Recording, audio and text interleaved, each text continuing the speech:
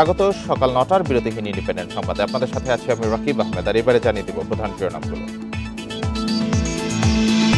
নির্বাচন বানচালে নতুন ষড়যন্ত্র চলছে, অভিযোগ মির্জা ফখরুলের। মিটফোর্ড হত্যার দায় রাজনৈতিক উদ্দেশ্যে বিএনপির উপর চাপানো হচ্ছে।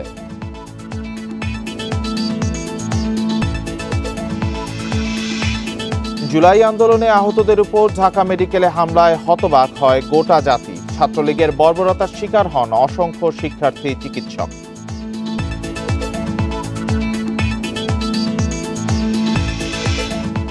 লেভেল ক্রসিংয়ে বিকল ট্রাকে ট্রেনের ধাক্কায় একজন নিহত, আহত ৬। ৫ ঘন্টা পর রাত ১টার দিকে খুলনার সঙ্গে রেল যোগাযোগ স্বাভাবিক।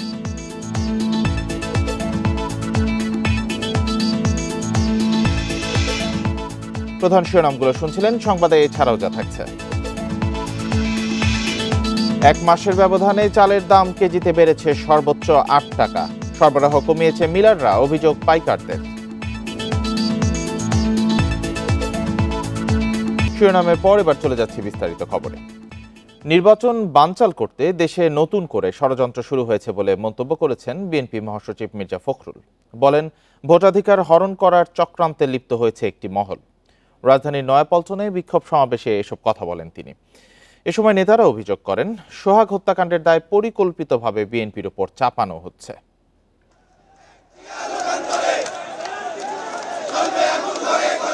বিএনপির ভারপ্রাপ্ত চেয়ারম্যান তারেক রহমানের বিরুদ্ধে মিথ্যাচার ও অপপ্রচারের প্রতিবাদে বিক্ষোভ মিছিল ও সমাবেশ করেছে বিএনপি।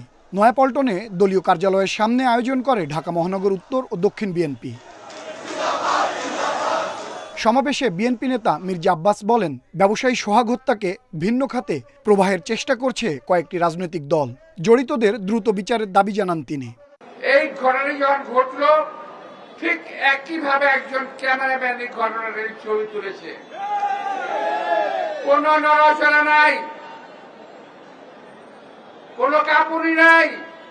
খেয়াল করে দেখবেন ভিডিওটি একেবারে মনে হয় তৈরি করা একটা ভিডিও। এ সময় বিএনপি মহাসচিব বলেন, নির্বাচন বানচালের নতুন চক্রান্ত শুরু হয়েছে। 2026-এর ফেব্রুয়ারিতে নির্বাচন হতেই হবে, না হলে প্রতিরোধ গড়ে তোলা হবে বলে হুঁশিয়ারি দেন মির্জা ফখরুল। তারা চেষ্টা করছে আমাদেরকে উত্তেজিত করে তাদের পাতা ফাঁদে পা দেওয়ার জন্য, যাতে আমরা উত্তেজিত হয়ে যাই। আমরা যেন উত্তেজিত না হই। আমরা শান্তিপূর্ণভাবে গণতন্ত্রের দিকে এগিয়ে যাচ্ছি। এর আগে আইন শৃঙ্খলা পরিস্থিতির অবনতি ও শিক্ষা প্রতিষ্ঠানে শিক্ষার পরিবেশ নষ্টের প্রতিবাদে বিক্ষোভ মিছিল করে ছাত্রদল। নয়াপল্টন থেকে শাহবাগে গিয়ে শেষ হয় মিছিলটি। বিক্ষোভ সমাবেশে ছাত্রদল নেতারা অভিযোগ করেন, নির্বাচন পেছাতে গুপ্ত সংগঠনের মাধ্যমে পরিকল্পিতভাবে নৈরাজ্য সৃষ্টি করা হচ্ছে। অল্প কিছু শিক্ষার্থী, অল্প কিছু গুপ্ত সংগঠনের নেতাকর্মী দ্বারা ইতিমধ্যে এই ক্যাম্পাসকে অস্থিতিশীল করার জন্য এবং মব তৈরি করার জন্য একটি ফাঁদ পাতা হয়েছে। মব সন্ত্রাসীদের চিহ্নিত করে বিচারের দাবিও জানান তারা। আনোয়ার সাদাত নূর, ইন্ডিপেন্ডেন্ট নিউজ, ঢাকা। বিএনপি এখন চাঁদাবাজ ও সন্ত্রাসের দলে পরিণত হয়েছে বলে মন্তব্য করেছেন এনসিপির আহ্বায়ক নাহিদ ইসলাম। আর উত্তরাঞ্চলের মুখ্য সংগঠক সার্জিস আলম পুলিশকে কোনো নির্দিষ্ট দলের না হয়ে জনগণের জন্য কাজ করার আহ্বান জানান। পটুয়াখালী ও বরগুনায় পথসভায় এসব মন্তব্য করেন দলটির নেতারা।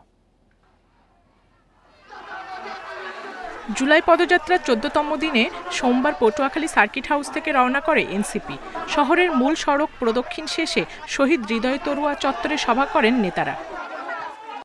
আহ্বায়ক নাহিদ ইসলামের অভিযোগ, বিএনপি ৭২-এর সংবিধান টিকিয়ে রাখার চেষ্টা করছে। সামাজিক মাধ্যম থেকে শুরু করে মূলধারার গণমাধ্যমেও এনসিপির বিরুদ্ধে ষড়যন্ত্র চলছে।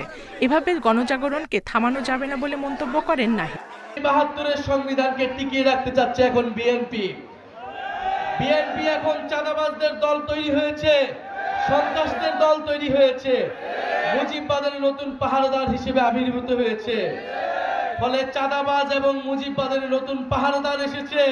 সেই পাহারাদারকেও আপনাদেরকে প্রতিহত করতে হবে, তাদের বিরুদ্ধে সংগ্রাম করতে হবে।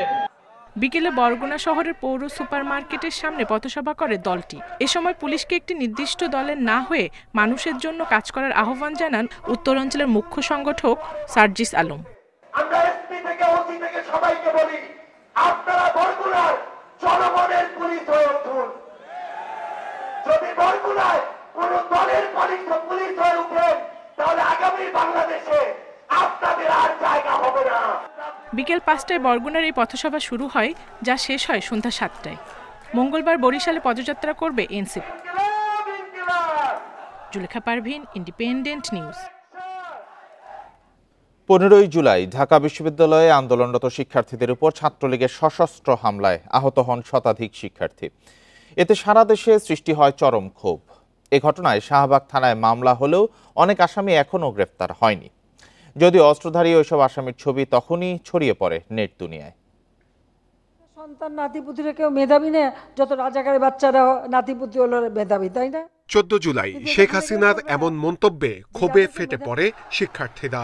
রাতেই ঢাকা বিশ্ববিদ্যালয়ের আবাসিক হলগুলো থেকে বের হয়ে আসে ছাত্রছাত্রীরা। 15 জুলাই দুপুরে শিক্ষার্থীরা ঢাকা বিশ্ববিদ্যালয় ক্যাম্পাসে প্রতিবাদ সমাবেশ ডাকলে মধুর ক্যান্টিনে অবস্থান নেয় নিষিদ্ধ ঘোষিত ছাত্রলীগের নেতাকর্মীরা। সাধারণ শিক্ষার্থীরা মিছিল নিয়ে হলপাড়ার দিকে গেলে ধাওয়া দেয় ছাত্রলীগের অস্ত্রধারী সন্ত্রাসীরা। বেশ কিছুক্ষণ চলে ধাওয়া পাল্টা ধাওয়া, পরে অস্ত্রধারীরা হামলে পড়ে নিরস্ত্র শিক্ষার্থীদের ওপর। অনেক মেয়ে আহত হচ্ছে। আমি কয়েকজনকে রিক্সা দিয়ে রিক্সা খুঁজে খুঁজে এনে হসপিটালে পাঠাচ্ছিলাম। দেখলাম ভিসি চত্বরে ওইখানে অনেক মারামারি, একদম টামদা নিয়ে কুপাইতেছে পারলে এমন একটা অবস্থা। ঢাকা বিশ্ববিদ্যালয়ের ইংরেজি বিভাগের শিক্ষার্থী রিপন খানকে ওই দিন পিটিয়ে পা ভেঙে দেয় ছাত্রলীগ। আমাকে রড দিয়ে আমার যে প্রথমে এইখানে একটা বাড়ি মারে, তারপর এইখানে একটা বাড়ি মারে, কোমরে একটা বাড়ি মারে, মাথায় একটা বাড়ি মারে, এবং 4টা বাড়ি মারে। তো আমাকে এখানে যে বাড়িটা মারে, এতে আমার পায়ের ফেবুলার যে হাড়টা ভেঙে যায়। ওই দিন ছাত্রলীগের হামলায় শতাধিক শিক্ষার্থী আহত হন। চিকিৎসা নিতে গেলে ঢাকা মেডিকেলেও হামলা চালায় ছাত্রলীগ। আমার বন্ধু বান্ধবদের চিকিৎসা নেওয়ার জন্য ওখানে যাই, তো ওখানে ছাত্রলীগের গুন্ডাপান্ডারা স্থানীয় যারা ওরা হামলা চালায়। এদিন বিকেলে ঢাকা বিশ্ববিদ্যালয়ের ফজলুল হক মুসলিম হল ও অমর একুশে হলে শিক্ষার্থীরা প্রতিরোধ গড়ে তুললে সেখানেও সশস্ত্র হামলা চালায় ছাত্রলীগ যুবলীগ। অনুগত পুলিশের সামনে প্রকাশ্যে গুলি চালায় তারা। এসব সন্ত্রাসী হামলা তদন্তে বিশ্ববিদ্যালয় প্রশাসন একটি কমিটি গঠন করে। তদন্ত প্রতিবেদন অনুযায়ী 126 জনকে চিহ্নিত করে বহিষ্কার করে বিশ্ববিদ্যালয় প্রশাসন। অভিযোগের বিচার ক্যানভাসটা এখান থেকে যাতে কেউ বেরিয়ে যেতে না পারে, সেই জন্য আমরা আবার বিজ্ঞপ্তি দিই যে আর কেউ আছে কিনা আপনারা আমাদেরকে অবহিত করেন। তো 15 জুন পর্যন্ত সময় দেওয়া ছিল, সো আমরা সেই সময় আবার বাড়িয়েছি। 31 জুলাই আমরা দিয়েছি। এই তথ্যগুলো পেলে আমরা আবার বসব। হামলার ঘটনায় শাহবাগ থানায় মামলা হলেও এখনো গ্রেপ্তার হয়নি সব আসামি। নূরে আলম, ইন্ডিপেন্ডেন্ট নিউজ, ঢাকা। জুলাইয়ের শুরুতেই কোটা বিরোধী আন্দোলন শুরু হয় জাহাঙ্গীরনগর বিশ্ববিদ্যালয়েও। আন্দোলনের মধ্যে 15 জুলাই রাতে ভিসির বাসভবনের সামনে ছাত্রলীগ নেতাকর্মীদের হামলার শিকার হন আন্দোলনকারীরা। পরদিন ঘটনার বিচার চেয়ে ক্যাম্পাসে জড়ো হন বিভিন্ন প্রতিষ্ঠানের হাজারো শিক্ষার্থী। পরে আন্দোলন ছড়িয়ে পড়ে সাধারণ মানুষের মধ্যেও। গত বছর জুলাইয়ের শুরুতেই বৈষম্য বিরোধী ছাত্র আন্দোলনের ব্যানারে কোটা বিরোধী আন্দোলনে যুক্ত হন জাহাঙ্গীরনগর বিশ্ববিদ্যালয়ের শিক্ষার্থীরা। 15 জুলাই রাতে ভিসির বাসভবনের সামনে আন্দোলনকারীদের ওপর হামলা করে ছাত্রলীগ নেতাকর্মীরা। এরপর বদলে যায় পরিস্থিতি। পরদিন ছাত্রলীগের বিচার দাবিতে সাভার আশুলিয়ার বিভিন্ন শিক্ষা প্রতিষ্ঠানে হাজারো শিক্ষার্থী জড়ো হয় বিশ্ববিদ্যালয় ক্যাম্পাসে। 17 জুলাই বিশ্ববিদ্যালয় বন্ধ সহ শিক্ষার্থীদের হল ছাড়ার নির্দেশ দেয় কর্তৃপক্ষ। দাবি আদায় অনড় শিক্ষার্থীরা আন্দোলন চালিয়ে গেলে হামলা চালায় পুলিশ। পরে কোটা বিরোধী আন্দোলন রূপ নেয় সরকার পতনের আন্দোলনে। 5 আগস্ট পর্যন্ত সাভারে গুলিতে অর্ধশত ছাত্র জনতা নিহত ও কয়েকশো মানুষ আহত হয়। আমাদের উপরে কিন্তু পুলিশ দিয়ে আরেকবার যে অমানবিক হামলা করা হয় এবং এই হামলায় আমাদের অসংখ্য শিক্ষার্থীরা আহত হয়েছিলেন। জাহাঙ্গীরনগর থেকে সাভার থেকে পল্লী বিদ্যুৎ, বাইপাল, জিরানি আশেপাশের অনেক এলাকায় ছড়িয়ে পড়ে। এখন পর্যন্ত জুলাই হামলার বিচার কার্য সম্পন্ন হয়নি। আমরা জাহাঙ্গীরনগর বিশ্ববিদ্যালয়ে দেখেছি সাধারণ শিক্ষার্থীদের উপর জুলাই কিভাবে এই সন্ত্রাসী ছাত্রলীগ, যুবলীগ এবং তাদের পেটুয়া বাহিনী কিভাবে হামলা চালিয়েছিল। সাভার ও আশুলিয়া থানায় হত্যা ও হত্যা চেষ্টার 125টি মামলা হয়েছে। বিচার নিশ্চিতে দ্রুত এসব মামলার তদন্ত প্রতিবেদন আদালতে দাখিলের কথা জানিয়েছে পুলিশ। এই মামলাগুলো আমরা সর্বোচ্চ গুরুত্ব দিয়ে আসামিদেরকে নিয়ে আসা, লাশ উত্তোলনের যে বিষয় থাকে সেগুলো প্রসিডিউর শেষ হয়ে গেছে। অন্য যে প্রসিডিউরগুলো রয়েছে সবগুলো মোটামুটি কমপ্লিট হয়েছে। আমরা অতি শীঘ্রই বিজ্ঞ আদালতে আমরা চার্জশিট দেওয়া শুরু করে দেব। সর্বস্তরের মানুষ একাত্ম হওয়ায় সফল হয় শিক্ষার্থীদের আন্দোলন। Independent news. জুলাই গণঅভ্যুত্থানে নারীর অবদান স্মরণে পালিত হলো জুলাই উইমেন্স ডে। কেন্দ্রীয় শহীদ মিনারে পরিবেশন করা হয় বিপ্লবী গান ও কবিতা, প্রদর্শিত হয় তথ্যচিত্র ও ড্রোন শো। সংস্কৃতি মন্ত্রণালয়ের এই আয়োজনে সহযোগিতা করে শিল্পকলা একাডেমি, মহিলা ও শিশু বিষয়ক মন্ত্রণালয় এবং ঢাকা বিশ্ববিদ্যালয়। মানে কি মুক্তিযোদ্ধার সন্তান নাতিপুতিরা কেউ মেধাবী না, যত রাজাকারের বাচ্চারা নাতিপুতি হলো মেধাবী, তাই না?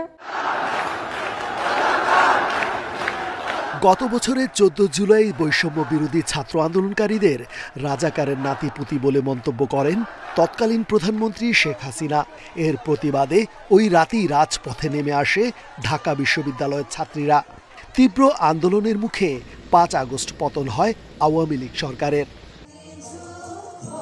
নারীদের সেই ভূমিকা স্মরণে কেন্দ্রীয় শহীদ মিনারে জুলাই উইমেন্স ডের আয়োজন। জাতীয় সঙ্গীতের মধ্য দিয়ে শুরু হয় অনুষ্ঠান।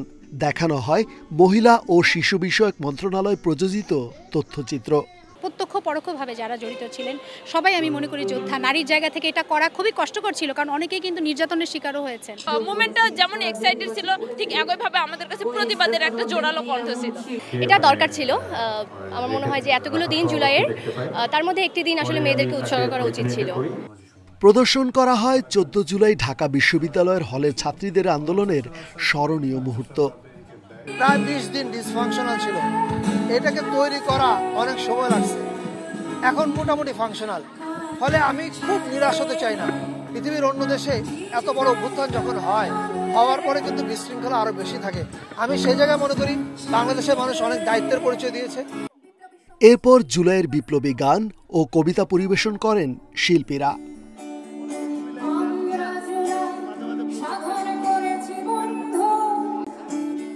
2000 ড্রোন উড়িয়ে তুলে ধরা হয় জুলাই অভ্যুত্থানের ইতিহাস। চীন ও বাংলাদেশের যৌথ উদ্যোগে হয় এই ড্রোন শো। রেজওয়ানুল হক, ইন্ডিপেন্ডেন্ট নিউজ, ঢাকা। এখনো নারী আসনে নির্বাচন পদ্ধতি আর উচ্চকক্ষের গঠন নিয়ে ঐকমত্য হয়নি। বিএনপি 100 নারী আসনে সরাসরি ভোটের বিপক্ষে। উচ্চকক্ষের প্রতিনিধি দলীয়ভাবে নির্ধারণ চায় দলটি, যেখানে এনসিপি ও জামায়াত দুই ক্ষেত্রেই সংখ্যানুপাতিক পদ্ধতির পক্ষে। এমন বাস্তবতায়ও ঐকমত্য কমিশনের আশা জুলাইয়ের মধ্যে জাতীয় সনদের কাজ শেষ করা যাবে। ফরেন সার্ভিস একাডেমিতে ঐক্যমত্য কমিশনের সঙ্গে চলমান সংস্কার আলোচনার 13তম দিনের বৈঠক শুরু হয় সোমবার সকালে। এদিন মূল আলোচনা চলে নারী আসনে নির্বাচন এবং দ্বিকক্ষ সংসদের উচ্চকক্ষের গঠন নিয়ে। এনসিপির দাবি কার্যকর উচ্চকক্ষ চায় না কেউ কেউ, এর মাধ্যমে আগের রাজনৈতিক ব্যবস্থাই বহাল রাখতে চায় তারা। নাই করে দেওয়ার একটা প্রবণতা আমরা খেয়াল করেছি। সেই জায়গায় আমাদের স্পষ্ট প্রস্তাবনা হলো উচ্চকক্ষ অবশ্যই বাস্তবায়ন করতে হবে এবং একটি কার্যকর উচ্চকক্ষ বাস্তবায়নের জন্য উচ্চকক্ষে পিআর পদ্ধতিতে প্রতিনিধিত্ব ঠিক করার বিধান অবশ্যই আমাদেরকে একমত হতে হবে। এদিকে উচ্চকক্ষের প্রতিনিধির পাশাপাশি নারী আসনেও সংখ্যানুপাতিক পদ্ধতিতে নির্বাচন চায় জামায়াত ইসলামী। সংসদীয় আসনে একজন মহিলা নির্বাচন করা ডাইরেক্টলি এটা অলমোস্ট ইম্পসিবল। তো সেজন্য আমরা বলেছি এটাও পিআর সিস্টেমে হবে এবং 100 জন নারী ক্যান্ডিডেট হবে, টোটাল আসন সংখ্যা 400 হবে। সংসদে 50 থেকে 100 নারী আসনের প্রস্তাব বিএনপি, তবে এসব আসনে সরাসরি ভোট চায় না দলটি। সরাসরি নারী আসনে নির্বাচনের ক্ষেত্রে এবং আরও কনস্টিটিউয়েন্সিস ডিলিমিট করে আরও 100 কনস্টিটিউয়েন্সি যদি ডিলিমিট করা হয় তাহলে 300+400 করে এখানে বিভিন্ন পদ্ধতির যে নির্বাচন প্রক্রিয়ার প্রস্তাব সংস্কার কমিশনগুলোর পক্ষ থেকে দেয়া হয়েছে, সংবিধান সংস্কার কমিশন এবং নির্বাচনী ব্যবস্থা সংস্কার কমিশনের পক্ষ থেকে দেয়া হয়েছে। সেখানে কিছু কিছু প্রস্তাব আছে যেগুলো আসলে বাস্তবায়ন করা অত্যন্ত দুরূহ। সংস্কার আলোচনায় মতের ঐক্য অনৈক্য থাকলেও চলতি মাসের মধ্যেই জাতীয় সনদের বিষয়ে সবাই একমত হবে বলে আশাবাদী ঐক্যমত্য কমিশন। মোট প্রার্থীর মধ্যে ন্যূনতম 1/3 আসনে নারী প্রার্থিতা নিশ্চিত করার কথা। এটা নিয়ে আলোচনা হয়েছে, এর বাইরেও কিছু কিছু প্রস্তাব এসছে। ফলে আমরা এই জায়গায় একমত হতে পারিনি। আমরা সিদ্ধান্ত নিয়েছি কমিশন এটা পুনর্বিবেচনা করে আজকের আলোচনা, গত কয়েকদিনের আলোচনার পরিপ্রেক্ষিতে আগামীকাল এই আলোচনা অব্যাহত রাখবে। সোমবারের আলোচনায় ইসলামী আন্দোলন, সিপিবি, গণসংহতি আন্দোলন সহ 30টি রাজনৈতিক দল অংশ নেয়। আল আমিন হোসেন, ইন্ডিপেন্ডেন্ট নিউজ, ঢাকা। খুলনায় ট্রাকের সঙ্গে ট্রেনের সংঘর্ষের ঘটনায় 5 ঘন্টা বন্ধ থাকার পর খুলনার সঙ্গে সারা দেশের রেল যোগাযোগ স্বাভাবিক হয়েছে। রাত 1:45টায় স্বাভাবিক হয় রেল চলাচল। এ দুর্ঘটনায় নিহত হন ট্রেনের এক যাত্রী, আহত আরও 6 জন। রেল লাইনের উপর একটি ট্রাক নষ্ট হলে এই দুর্ঘটনা ঘটে। সোমবার রাত 8:45টায় খুলনা নগরীর আফিলগেট রেল ক্রসিংয়ে পৌঁছালে একটি ট্রাকের ইঞ্জিন বন্ধ হয়ে যায়। সে সময় চাঁপাইনবাবগঞ্জ থেকে ছেড়ে আসা মহানন্দা ট্রেনটি রেল লাইনের ওপর বন্ধ হয়ে থাকা ট্রাকটিকে ধাক্কা দেয়। ট্রাকটিকে বেশ কিছু দূর টেনে হিঁচড়ে নিয়ে যায় ট্রেনটি। এ সময় ক্ষতিগ্রস্ত হয় ট্রেনের একটি বগি। হতাহত হন বেশ কয়েকজন ট্রেন যাত্রী। দুর্ঘটনার পর খুলনার সঙ্গে সারা দেশের রেল যোগাযোগ বন্ধ হয়ে যায়। এই দুর্ঘটনার জন্য গেটম্যানকে দায়ী করছেন স্থানীয়রা। স্টার্ট বন্ধ হয়ে গেছে, বন্ধ হয়ে যাওয়ার পরে অনেক লোকজন ছিল, 10-15 জন আসি ঠেলাঠেলি করা হয়েছে। করা হলে ওই ট্রেক আর ব্যাকে আসতে পারেনি। ট্রেন যখনই আসে গেছে তখন ট্রাকের লোকজন যা ছিল তারা দ্রুত সরে চলে গেছে। ট্রেনে এসে দিয়েছে বাড়ি। ট্রেনটা দেখা যাচ্ছে ওই স্ট্যান্ড গেট থেকে আসতেছে, কিন্তু লাইন মানে এরকম গাফিলতি করছে বলে আমার মনে হয়। খবর পেয়ে দুর্ঘটনা কবলিত ট্রাকটি সরিয়ে নেওয়ার কাজে যোগ দেয় ফায়ার সার্ভিস ও স্থানীয়রা। কয়েকজন হতাহত রোগী পাওয়া যায়, একজন ট্রাকের নিচে থেকে, এবং আরো 6 জন ট্রেনের যে বগি আছে সেখান থেকে আহত অবস্থায় উদ্ধার করে খুলনা মেডিকেল কলেজ হাসপাতালে প্রেরণ করা হয়। মানে ঘটছিল 7:45, সেক্ষেত্রে 12:50 অর্থাৎ 5 ঘন্টা 5 মিনিট পরে ট্রেন চলাচল স্বাভাবিক হয়েছে। উদ্ধার কার্যক্রম শেষে রাত 1:45টায় সারা দেশের সঙ্গে স্বাভাবিক হয় খুলনার রেল যোগাযোগ। এরপর নির্ধারিত সময়ের 2.5 ঘন্টা পর খুলনা থেকে ছেড়ে আসে ঢাকাগামী সুন্দরবন এক্সপ্রেস। Independent news. যুক্তরাষ্ট্রের 35% শুল্ক পুরোপুরি প্রত্যাহার হবে বলে আশা বাণিজ্য উপদেষ্টার। এ নিয়ে 2 দফা আলোচনায় বড় সিদ্ধান্ত না হলেও আগামী সপ্তাহে 3য় দফার বৈঠক নিয়ে আশাবাদী উপদেষ্টা। জানিয়েছেন দেশটির কর্মকর্তারা বাণিজ্য ঘাটতি কমাতে কিছু পরামর্শ দিয়েছেন। সেসব নিয়ে সংশ্লিষ্টদের সঙ্গে কথা বলবেন তিনি। গত এপ্রিলে বাংলাদেশি পণ্যে 37% বাড়তি শুল্ক ধরে যুক্তরাষ্ট্র। পরে তা 3 মাসের জন্য স্থগিত করা হয়। এই সময়ে অন্তর্বর্তী সরকারের আলোচনার পদক্ষেপে কিছুটা আশা তৈরি হয়। তবে সবশেষ চিঠিতে ট্রাম্প জানান আগের চেয়ে মাত্র 2 ভাগ কমেছে বাড়তি শুল্ক। আলোচনার জন্য আরও 1 মাস সময় দেওয়া হয়। এ নিয়ে দেশটির সঙ্গে 2য় দফা আলোচনা শেষে রোববার ফেরেন বাণিজ্য উপদেষ্টা। সোমবার গণমাধ্যমকে তিনি জানান বাণিজ্য বাড়াতে কিছু পরামর্শ দিয়েছে যুক্তরাষ্ট্র। সংশ্লিষ্টদের সঙ্গে আলোচনা করে আগামী সপ্তাহে আবারও যুক্তরাষ্ট্রে যাচ্ছেন উপদেষ্টা। 3য় রাউন্ড আলোচনার জন্য প্রস্তুতি নেওয়ার জন্য এবং প্রাসঙ্গিক এবং কিছু বিষয়ে আমাদের স্টেক হোল্ডার কনসালটেশন, যেটা আমরা আজকে করলাম বা আরও সামনে করব, এবং আমাদের আন্তঃমন্ত্রণালয়ের বিভিন্ন সংশ্লিষ্ট বিষয় রয়ে গিয়েছে, সেগুলোকে আমলে নিয়ে আমাদের প্রস্তুতি সম্পূর্ণ করে আমরা অতি দ্রুত আবার যুক্তরাষ্ট্রে ফেরত যাচ্ছি। আমাদের মধ্যে যথেষ্ট আলোচনা হয়েছে, পরামর্শ আকারে আমরা সুন্দর সুন্দর কিছু পরামর্শ এখানে পেয়েছি, যে পরামর্শগুলোকে আমরা কাজে লাগাবো। 1 আগস্টের আগেই একটি কার্যকর নিষ্পত্তির আশা বাণিজ্য সচিবের, আর সরকারের পদক্ষেপে সন্তুষ্ট ব্যবসায়ীরা। আশা করি যে আগামী 1 আগস্ট তারিখে যে আমাদের উপরে 35% ঘোষিত শুল্ক কার্যকর হওয়ার আগেই আমরা আমাদের কাজ শেষ করব। সরকারের পক্ষ থেকে এই বিষয়টা অত্যন্ত যথেষ্ট গুরুত্ব দিয়ে সর্বোচ্চ প্রায়োরিটি দিয়ে ওনারা এটা নেগোসিয়েশন করছেন এবং সকল বিষয়ে আলোচনা হয়েছে, এতটুকু আমি বলতে পারি, এবং আমরা স্যাটিসফাইড। যুক্তরাষ্ট্রের সঙ্গে বাংলাদেশের বাণিজ্য ঘাটতি $6 বিলিয়ন। এটি কমাতে 110টি পণ্যে শুল্ক ছাড় দেয়া হয় চলতি অর্থ বছরের বাজেটে। Rifat Alam, independent news, Dhaka. বছরের ব্যবধানে চালের দাম বেড়েছে 15% বেশি, আর 1 মাসেই মানভেদে কেজিতে দাম বেড়েছে 3 থেকে 8 টাকা। পাইকারি বিক্রেতারা বলছেন নতুন চালের ভরা মৌসুমে বাজারে এমন অস্থিরতা আগে দেখা যায়নি। তাদের দাবি চাল সরবরাহ কমিয়েছেন মিলাররা। খাদ্য উপদেষ্টা জানান বাজারে নজরদারি আছে।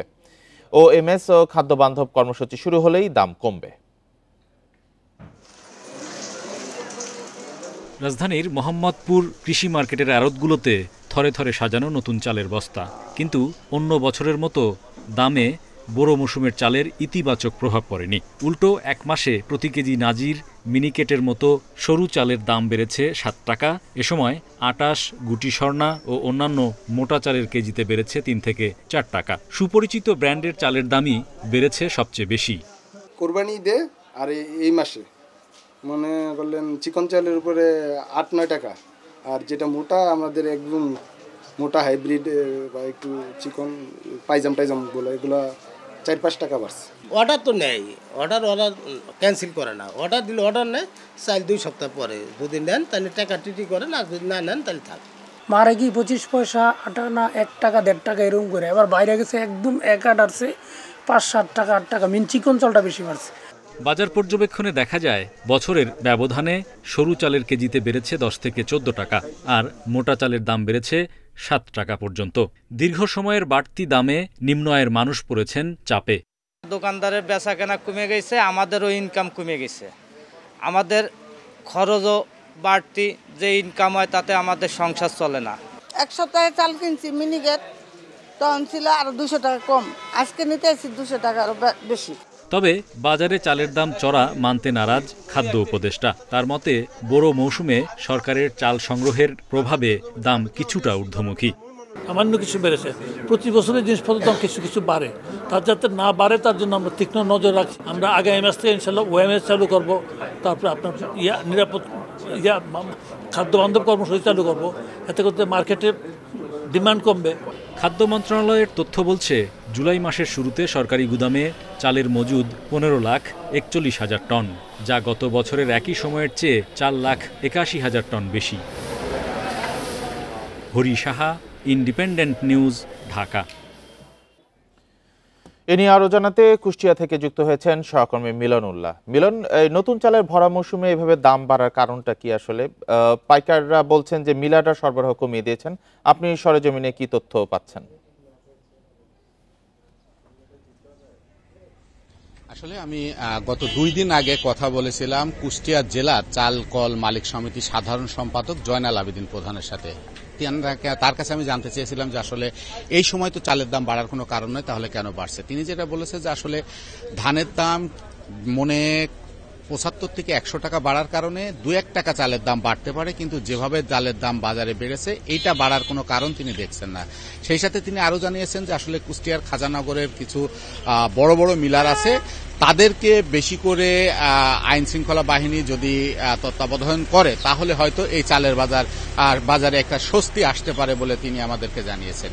কারণ এই যে চালের যে বাজার, এটি কিন্তু নিয়ন্ত্রণ হয় অনেকটাই এই খাজানগর থেকে, এবং এখানে যে চালের বাজার যারা নিয়ন্ত্রণ করে তাদের আসলে কোনো নীতিমালা নেই যে তারা ধানের মজুদ কি পরিমাণে করতে পারবে, যার কারণে মাত্র 2 মাস আগে বড় মৌসুম শেষ হলে পরেও আপনারা জানেন যে এই বড় মৌসুমে কিন্তু সবচাইতে বেশি চিকন জাতের যে ধান সেগুলো উৎপাদন হয়। তারপরেও কিন্তু আসলে এই ধানের দামের বাড়তির কথা বলে যে বাজারটাকে অস্থিতিশীল করছে, এটা আসলে তারাও কোনোভাবে মেনে নিতে পারছে না। আপনাকে একটি কথা জানিয়ে রাখি যে আসলে এই যে চালের বাজার, এটি কিন্তু কুষ্টিয়ার যে খুচরা বাজার তার থেকে কুষ্টিয়ার যে খাজানগর এটি মাত্র কিন্তু 3 থেকে 4 কিলোমিটার দূরে, আর এই দূরত্বেই কিন্তু ওখানকার যে ধানের চালের মূল্য এখানকার থেকে কিন্তু সেই চালের মূল্যের সাথে কোনোভাবেই আসলে মানানসই হয় না। তো আসলে আমরা এই ব্যাপারে কথা বলেছিলাম যারা বাজার মনিটরিং এর দায়িত্বে আছেন, কৃষি বিপণন কর্মকর্তা সুজাউদ্দিন খান, তিনিও কিন্তু বলেছেন যে আসলে এই যে ধানের বা চালের বাজার অস্থির, এই অস্থিরতার কারণে কিন্তু মূলত কিছু হাতে গোনা মিলার দায়ী, তাদেরকেই কিন্তু আসলে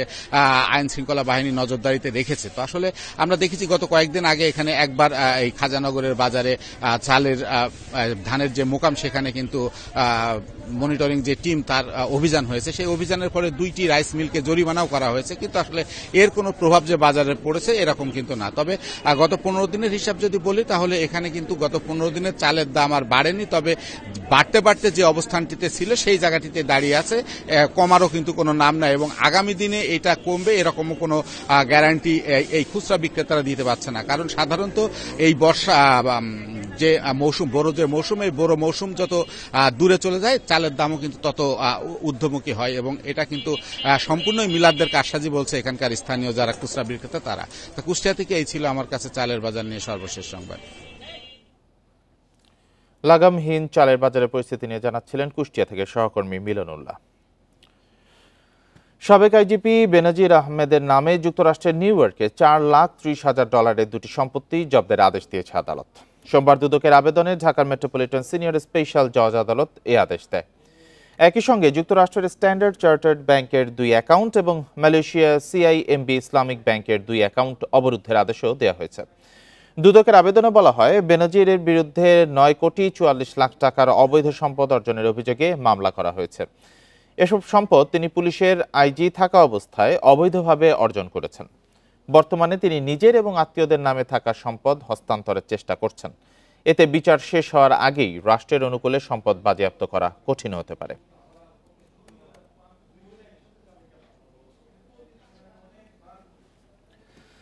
ফেনীতে বন্যা পরিস্থিতির উন্নতি হয়েছে। বেশিরভাগ এলাকা থেকে পানি নেমে গেলেও কিছু এলাকায় জলাবদ্ধতা রয়েছে। এদিকে দেড়পাড়া সহ কয়েকটি এলাকায় বন্যা নিয়ন্ত্রণ বাঁধের ভাঙন মেরামতে কাজ শুরু করেছে পানি উন্নয়ন বোর্ড। গত 8 জুলাই উজান থেকে নেমে আসা পাহাড়ি ঢলে মুহুরী নদী বন্যা নিয়ন্ত্রণ বাঁধের 41টি স্থানে ভেঙে যায়। প্লাবিত হয় 5 উপজেলার 137টি গ্রাম। প্রাথমিকভাবে জানা গেছে বন্যায় ক্ষতিগ্রস্ত হয়েছে 126টি গ্রামীণ সড়ক।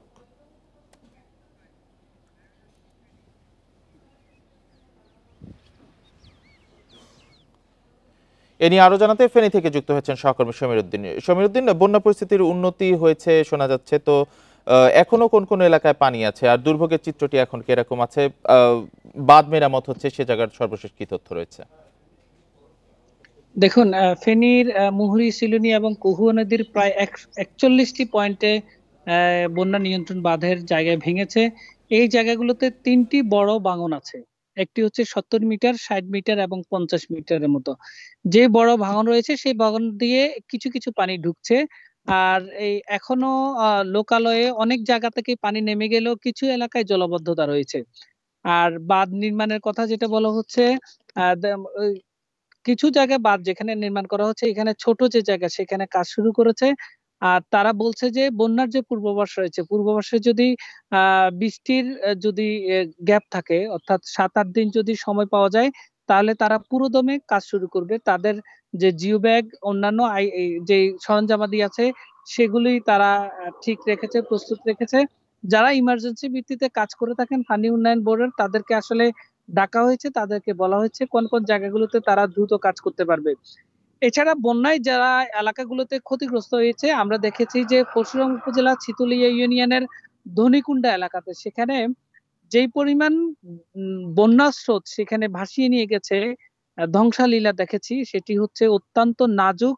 তারা খুব কষ্টে আছে, মনে হচ্ছে কোনো যুদ্ধ বিধ্বস্ত এরিয়াতে তারা বসবাস করছে, যেখানে তাদের ঘর বাড়ি সব উপড়িয়ে ফেলেছে, রাস্তাঘাট উপড়িয়ে ফেলেছে, সেখানে দোকান ঘরও উপড়িয়ে ফেলেছে। সেখানে ইন্টারনেট ব্যবস্থা খুবই নাজুক আছে, মোবাইল ইন্টারনেট হলেও কিছু ধীর গতিতে কাজ করছে। এছাড়া জেলা প্রশাসনের পক্ষ থেকে এইসব দুর্গত এলাকার বা বন্যা কবলিত ক্ষতিগ্রস্ত এলাকার মানুষের সহায়তার জন্য তারা একটা তালিকা প্রস্তুত করছে। উপজেলা নির্বাহী অফিসারদেরকে তারা দায়িত্ব দেওয়া হয়েছে এবং সংশ্লিষ্ট যে সকল দপ্তর রয়েছে তাদেরকে বলা হয়েছে যেন দ্রুত সময়ের মধ্যে একটি পরিসংখ্যান তারা পৌঁছাতে পারে, সেই পরিসংখ্যান অনুযায়ী তাদের যে দুঃখ দুর্দশা তাদের পুনর্সময় কাজ করতে পারে। এই ছিল আমার কাছে ফেনীর ফুলগাজীর বন্যার পরিস্থিতির সর্বশেষ তথ্য। ফেনীর ফুলগাজীর বন্যা পরিস্থিতির সর্বশেষ তথ্য জানাচ্ছিলেন সহকর্মী সমীর উদ্দিন। দুর্নীতি, ঘুষ, বাণিজ্য, স্বজনপ্রীতি সহ নানা অনিয়মের অভিযোগ ওঠায় খাগড়াছড়ি জেলা পরিষদ চেয়ারম্যান জিরুনাথ ত্রিপুরাকে সব ধরনের কার্যক্রম থেকে বিরত থাকার নির্দেশ দিয়েছে মন্ত্রণালয়। জেলা পরিষদের কর্মকর্তাদের অভিযোগ, গত নভেম্বরে চেয়ারম্যান হিসেবে নিয়োগ পাওয়ার পর নানা বিতর্কিত কর্মকাণ্ডে জড়ান তিনি। জিরুনাথ ত্রিপুরার বিরুদ্ধে অনিয়মের অভিযোগ তদন্ত করছে মন্ত্রণালয়।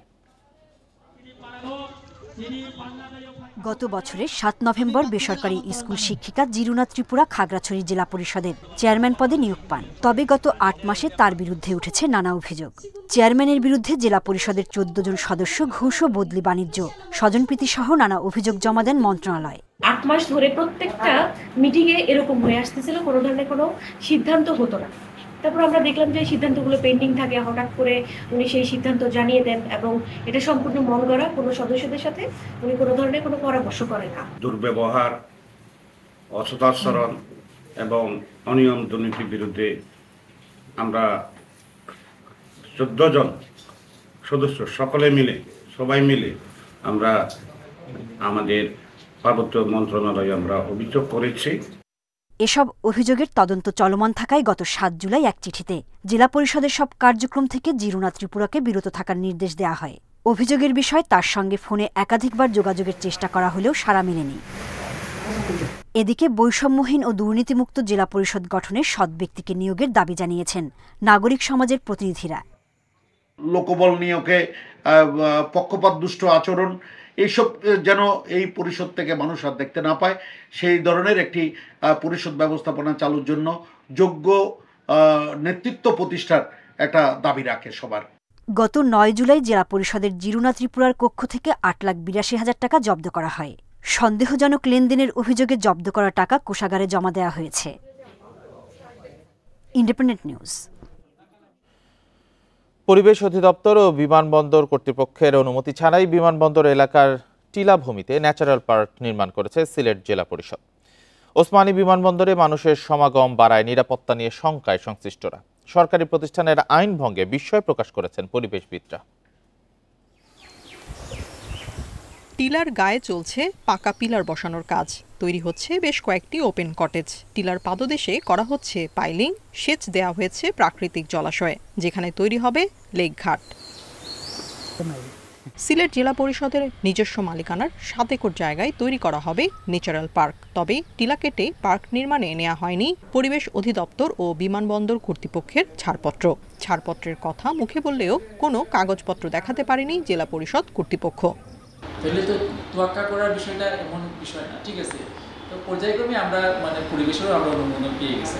নীতিমালা ভঙ্গ করতে তারা দিত না, ওদের দিয়ে তাদের ছাড়পত্র আমরা পেয়ে গেছি।